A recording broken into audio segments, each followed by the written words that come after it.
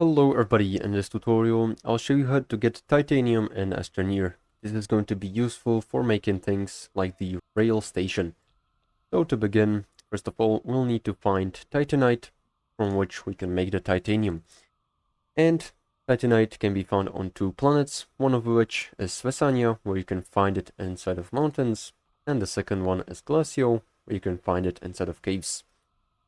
So I'm located at Glacio, and I'm going to go inside of a cave, and the titanium is going to look like these green and black rods sticking out of the ground, and with your mining tool, when you aim at them, it should say titanite. Also, make sure you've got the drill mod 1 on your terrain tool, so that you can mine the harder surface that is located at Glacio. And once you hear the ping, this means that you've gathered one titanite. And once you've gathered enough, you can go to a smelting furnace and place the titanite on these 4 slots.